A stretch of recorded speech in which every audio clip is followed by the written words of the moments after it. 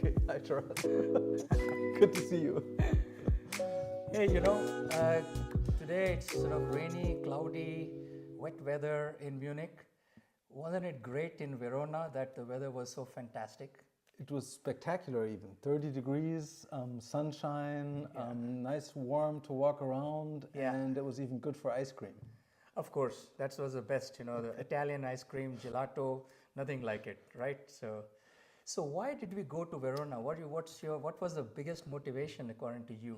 I mean, the initiator wasn't even travel, it was our AI work, right? We've been Yeah. working on AI for quite some time, and we really wanted to test it out because it really makes a difference in how you use it, how you operate it, and the details matter.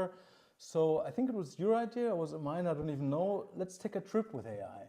No, I think it was your idea. That's mine. I mean, we basically said that, we need to try out AI in its real sense. That means not just, use it in a sort of intellectual way, but use it for a real application, real thing. And there is nothing more real than traveling. Yeah. Traveling is like the biggest hobby in the world, right? People love to travel. And of course, we love to travel, so we had fun in selecting the location, right? So we thought a little bit about where would we go? Do we go to Munich? Do we go to... But I think pretty soon we thought it would be a good idea to go a little bit of a distance, maybe to a different culture, to a different nature, and also a different language, right? Because travel Right. is more hard in a different language. So to really test AI, we thought it would be good to go into a setup which is not very well known to us, and Verona seemed to be a great pick. Right, Verona, because it has everything. I mean, first of all, it's in Italy. Gelato. People living in Germany, like we both, everyone loves Italy. So that's one thing, because the way the people are, the way the climate is, the food, the historical significance of the places, etc. So I mean, Verona was a easy choice, right? Yeah. And again, it's not that far. It's like 4 to 5 hours from Munich, whether you go by train or by car.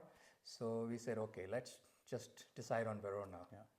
The first thing we did was think about, so how do we organize the trip, right? And a natural way of doing it is to go to the internet, right? To look at TripAdvisor, to look at Google, to look at some apps, right? To learn a little bit about what are the options, like how far does it take to get there? What are good places to go? Finding a hotel, restaurant options. Then also what could we do, like some events or some tour guides or whatever is available in Right, Verona, right. right? And that took quite a number of hours, right? So that was quite an effort. Yeah, that was the manual, what I call the manual way, the way we have Yeah. been doing it for the last so many years, right? Because the only way possible was, in fact, before the internet, people only had like tourist guidebooks, right? So it's at least the internet allowed us to look for all these sources, on the web. Yeah, and the second option was actually to use ChatGPT. Everybody Right. has it today, right? It's widely available on the smartphone. So we said, let's check it, right? And we put together a prompt saying we want to go, for 3 days from Sunday till Tuesday, because we had time then, and maybe things are not so busy in Verona in the summertime then. And we asked it to put together an agenda for us, right? So we specifically told it, how do we get there? Where should we stay? What should we do? Where should we eat? What should we not miss, right? What are some good experiences? And we ask it to put together a detailed 3-day agenda, which guides us to what to do, how to get there, what to see, and some background. Right. How was that? So I think that was good. It's just that it so happens that a lot of the suggestions are, I would say, the standard things.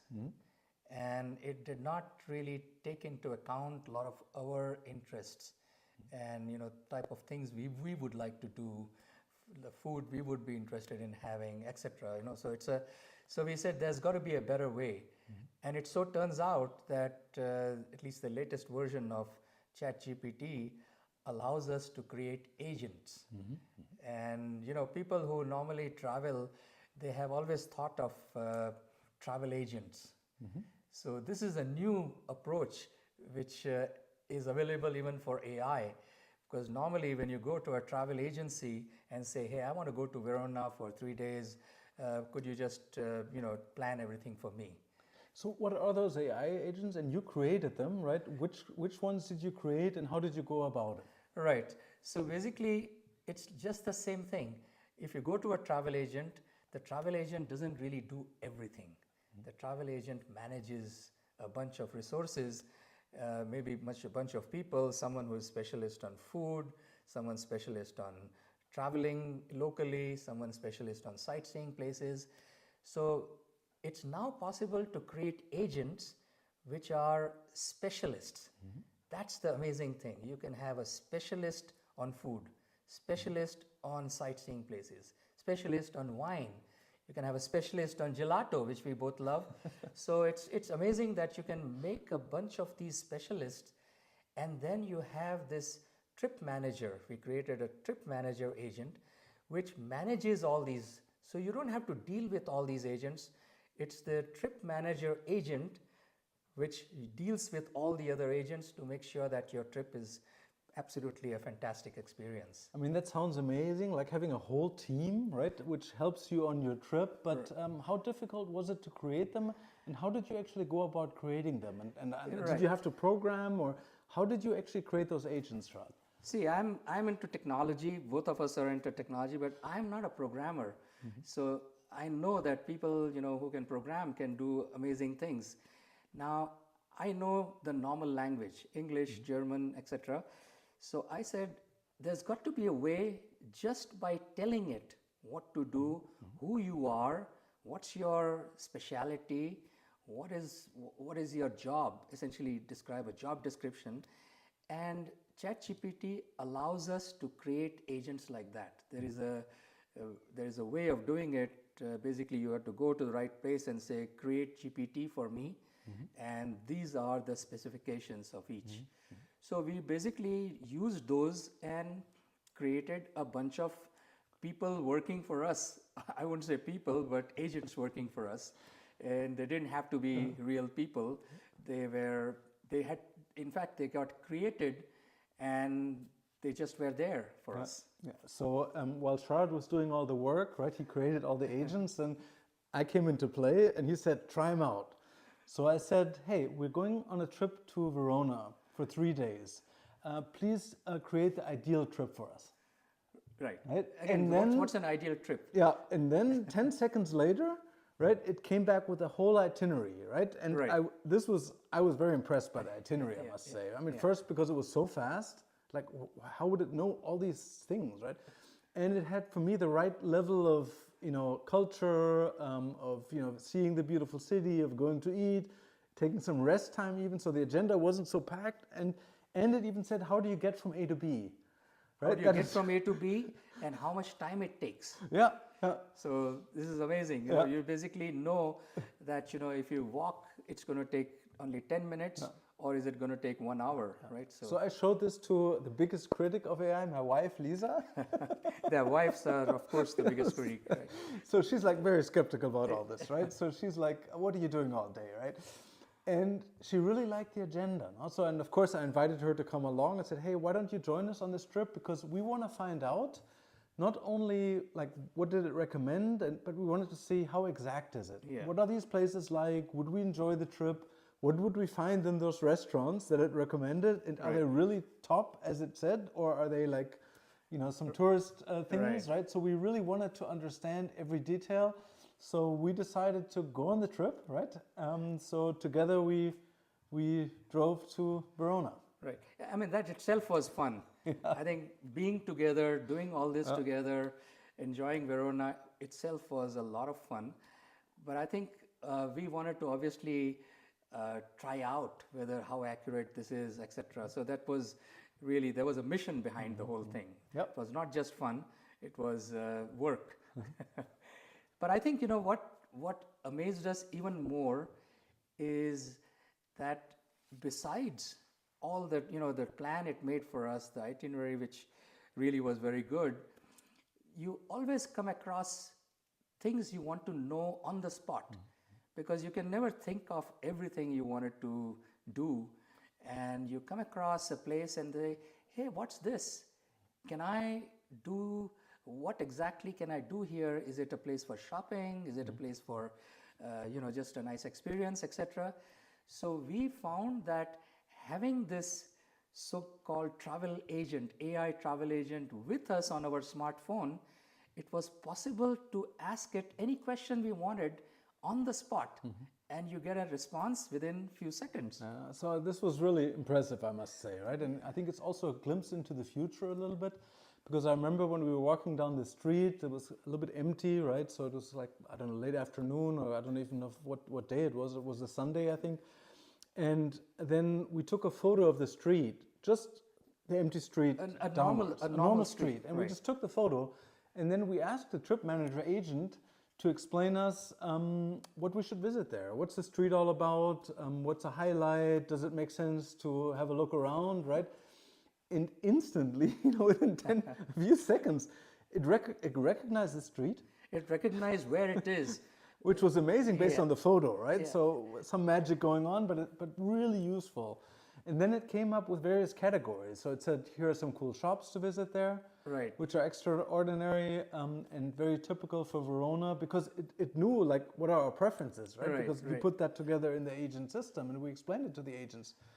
And then it says like there's some good restaurants or bar, you can go for a drink or an ice cream here, right? And it pointed out some historical buildings which are on the street. Right. And some background to those buildings. So we felt like, oh, wow. And of course, you go to Italy, you got to have a pizza, right? Yes. So obviously we went to a place which looked like a very, normal, but there were lots of people sitting there. So we thought this was definitely a good place, a good pizzeria. Yeah. But then when you get into a pizzeria, there's a huge menu, there are so many different pizzas, and then when you say, hey, which pizza should I order? So again, we used it. So you basically had this idea. Yeah, so it all started with the waitress, right? And she was very nice and very, very fun, a young woman from Verona. And we asked her, like, what is your preference? What would you eat here? Right. What is your favorite pizza here at this place, right? And she thought about it for a little bit and she says, you know what, we have great options, but I really like the pizza margherita. Right. And we're like, why do you like margherita, with all the great options you have here? And she says, well, there's a special olive oil they use, the really ripe tomatoes, a very good mozzarella, and then we have the special crust, right? And this combination is very simple, basic, but it tastes incredibly well. Right. So what we did is, we a fun conversation. We turned to our trip manager and said, well, what would you recommend at this pizzeria? And guess what it recommended? Well, obviously, maybe the trip manager had already talked to this waitress before. I sometimes wonder how AI knows all this, right? And who listens to whom, but right. This was like amazing, right? Because recommending a pizza margherita in a great pizzeria is something special, right? Exactly. Because you wouldn't expect that. Exactly. And the same thing happened with gelato. Yeah. Obviously we had gelato very often, every day, but we wanted to have something special. Yeah. So again, you had this idea of let's find out, let's ask. So first we went to Google, right? Because we always wanted to check how would you do it normally, right? And you're somewhere on the street, right? We were on the Adige River and we were looking, saying, where's the next ice cream place, right? And so you search on Google for ice cream and it gives you a list, right? And some rankings, like 4.8, 4.5, 4.3 stars. And you read a little bit, but you don't really have a good feeling for it, right? So is it really good? And are the preferences different? And how far away is it really, right? So the trip manager, agent, he did it in a different way because he immediately said, here's the one. This is the best ice cream place in Verona. It's right down your street. It's not very far. And it has a very special, it has all homemade ice creams and one very special version, which is called Romeo e Giulietta. Right. Obviously, so basically it looks like two different ice creams. Yeah. And of course, belonging together, they taste best when had together, right? Yep. So that's what we did. So yes. so we went there, right? And there was a really nice woman again, and this very small, tiny little. They only had a few ice cream flavors, and we took Romeo and Giulietta, which were very different flavors, but they matched really well. Exactly, right.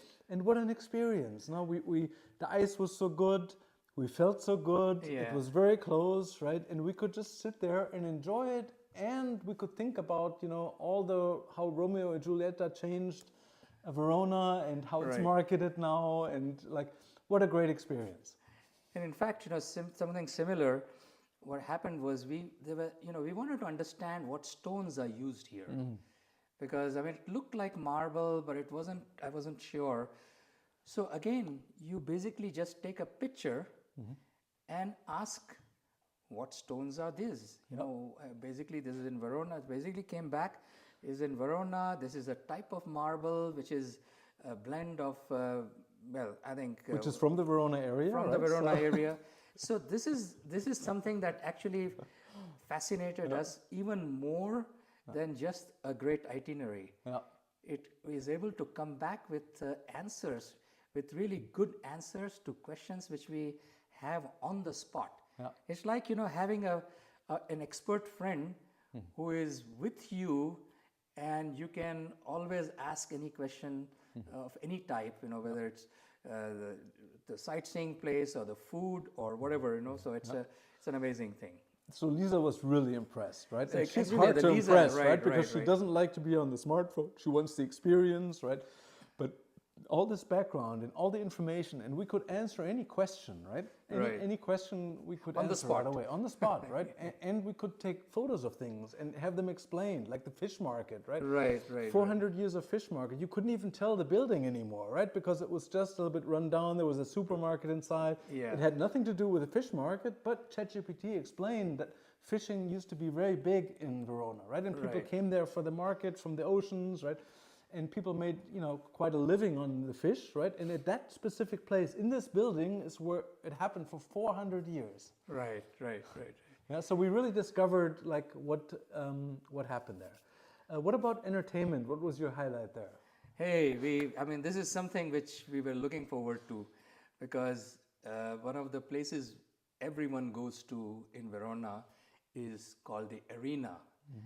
This is where, in fact, almost 2,000 years ago, the gladiators used to fight lions and whatever other animals or even people, and this was the place where, the crowds came, and, that was the entertainment for people. And we were fortunate that we could watch an opera being played out there, and it was it was a very well-known opera, Aida, which is like an amazing display of like hundreds of people on the stage at the same time, and it was amazing. What an uplifting experience, right? Yeah. A beautiful night. It was 30 degrees. The stones were really warm still. A great performance. Yeah. And we were thinking a little bit like, what was it like 2,000 years ago when it was built, right? What did the arena look like? What did Verona look like at this time? Right. At the time of the gladiators, Yeah. what did this place look like? Yes, and I mean, you wouldn't believe it. I mean, this was like so spectacular, because what we did is we asked our agents to create us a picture of what the arena looked like when it was first built, and what did Verona look like, right? Because the agents have visual capabilities. Not only can they see pictures, but they can create pictures, something, right? right? So it took us back in time, right? And instantly it created a picture of the arena without, the fallen down stones and the problems that you see today, 2,000 years later. But when it was first built, Right. how beautiful it was, right? And how complete and how spectacular it looked, right? And how Verona looked in those times, right? However, there was one mistake. Right. Anyway, this is one of the things which AI is improving on. It's not yet there. Yeah, there was, in fact, in this entire scene it showed, there was something which could never have been there. It was a truck. It was a truck. I mean, we know that trucks never existed in the Roman times. Yeah. But anyway, so there are some places where AI doesn't quite get it right yet. Yeah, it wasn't always perfect, right? The links like didn't work. Yeah, sometimes the Google exactly. Maps links it created for us, right? Right. So it got the timing right, but sometimes the link didn't the work. links didn't work, So right. there were a few examples, but it was so few. It was so good Right. being there on site, right? Right. Seeing those places that it describes, being in the restaurants, Yeah. and getting all this background information would just made this trip just so much richer. As if we had like a team of guides with us, right? Exactly, that's who were what there it is. just for us, just for our preference, and they were exactly. always Always concerned accessible, always available. Yeah. You know, there's another thing which we said, you know, we've got to do, because Verona is very popular for wine. I mean, it's famous for wine, and then it's sort of, in fact, the surroundings of Verona is all with vineyards and all that. So we said, let's look at, you know, there are so many vineyards. We wanted a recommendation as to which one to go to. So obviously we had our agent. Which is the best place we should go to? Yes. So it recommended, I think, 5 to 6, right? Yeah. Which was a good number, and we looked at them together, and they were all looking really good, right? Because obviously Valpolicella, as it said, is a huge region with all kinds of different vineyards and wine types, but one that caught our eye specifically was said it was kind of a small one, family run, and it has biological wine, right? And since we're interested in sustainability and good food, we said it was clear to us, let's pick this one. And the description was, it's in a very scenic area. Yeah. So we said, this is the best place to go to, right? So on the way back to Munich, we stopped by, and beautiful scenery, right? Overlooking Verona, and you know the hills on the other side, all full of vineyards. And there was really kind of a small place. It didn't really have a big sign on it even. So it looked like just a farmhouse. Right. So we went in, and immediately the guy came out, right? As if he would know we were coming. Maybe the agents had prepared him, Sharad. And he immediately... Maybe agents were doing a lot of other things in the background that we don't even know as humans, right? I mean, he told us the whole story about the place, right? He said, hey, come on in. You know, this has been in family hands for many years, for many generations. And I run this place, and it's not very big, but we have a very good selection. Let me show you. And he explained us everything, right? The different, you know, from the Classico, Superior, Ripasso, Amarone, right? And he had a story about every single one of them, right? And we got to taste them, and he tasted everything with us. Everything with us, right.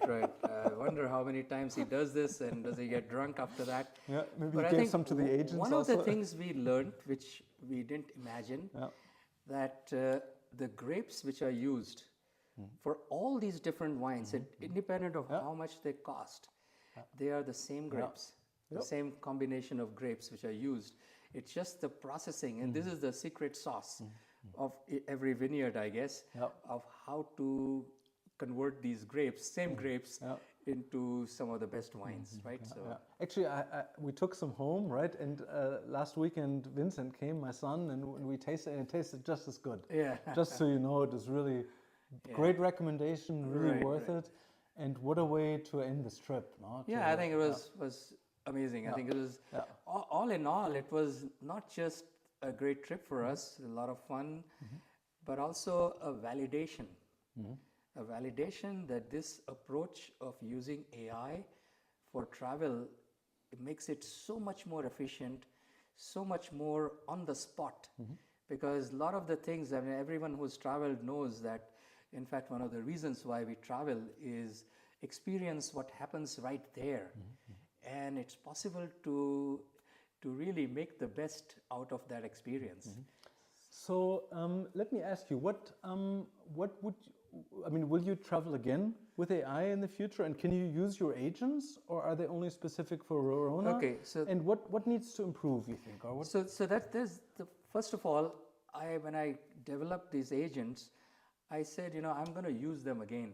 So this is not the only time.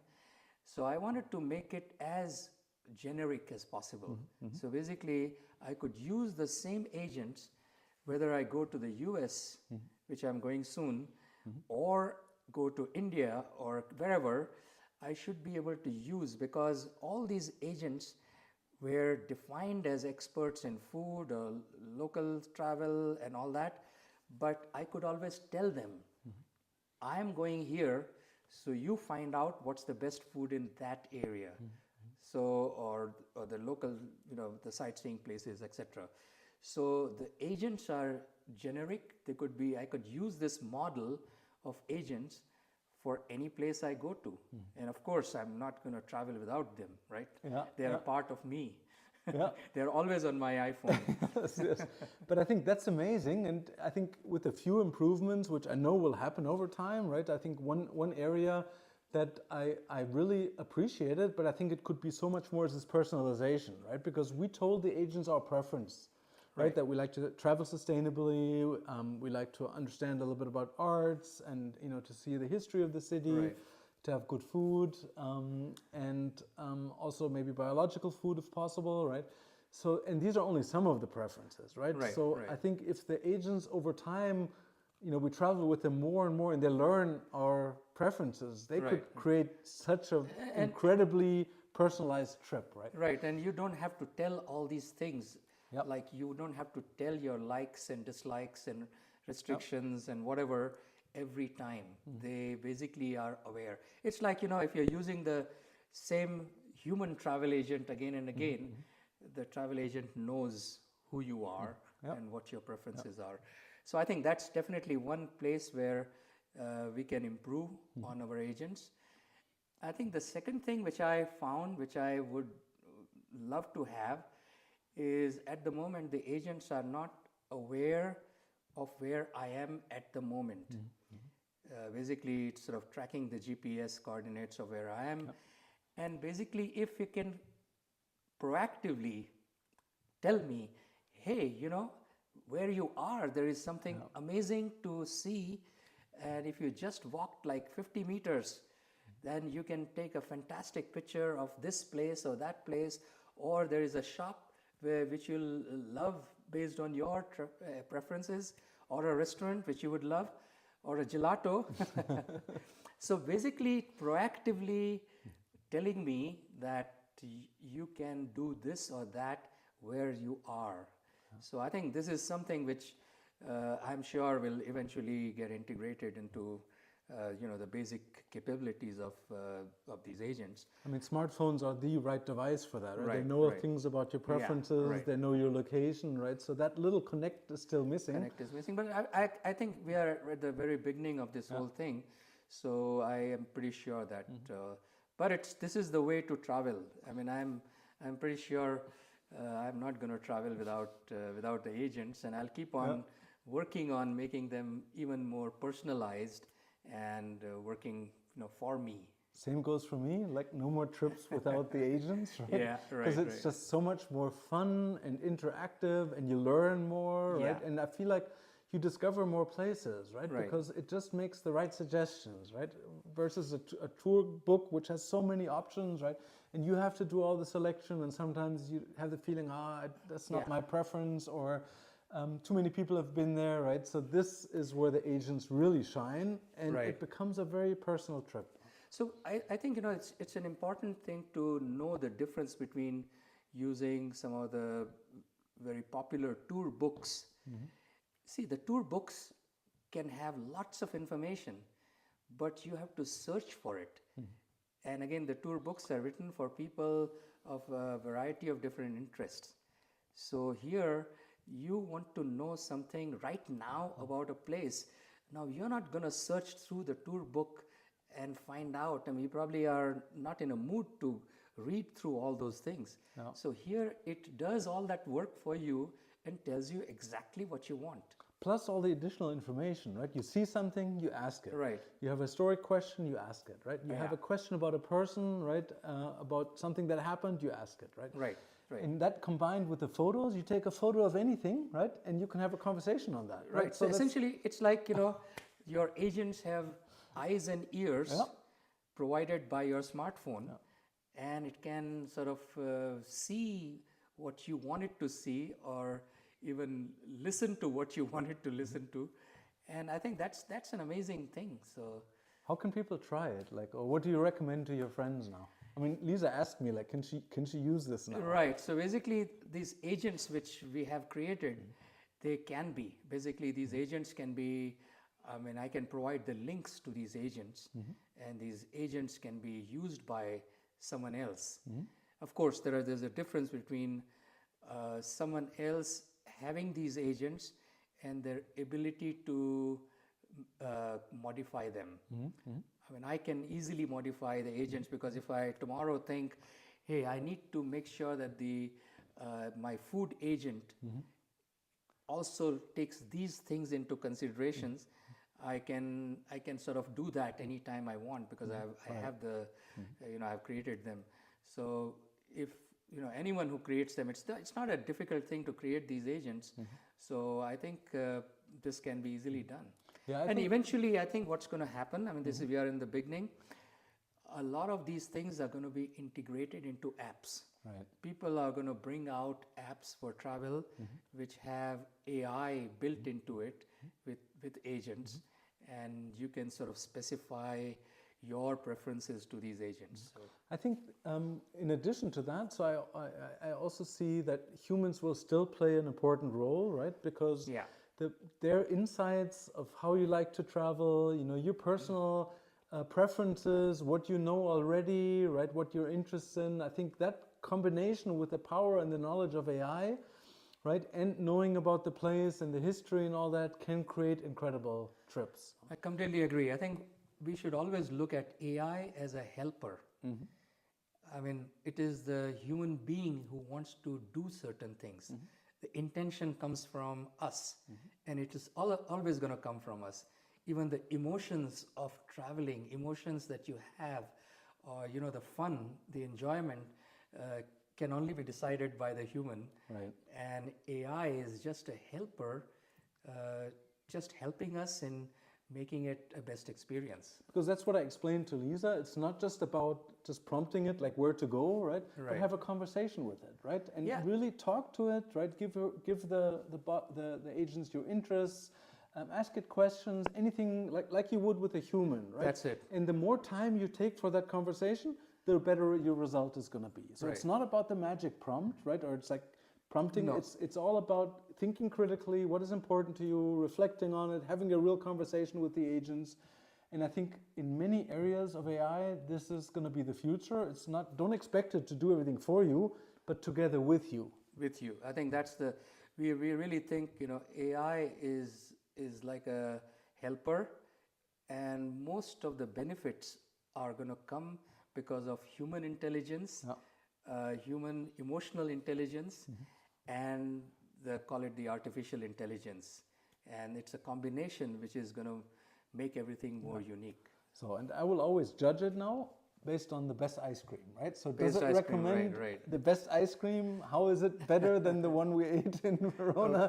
Romeo and Julieta, can that be beaten, right? Yeah. So it's good to measure it, to seeing like how good is it, right? Because in how much interaction does it need? So I'm looking forward to many more trips with the agents, and hopefully we get to go again soon. Right.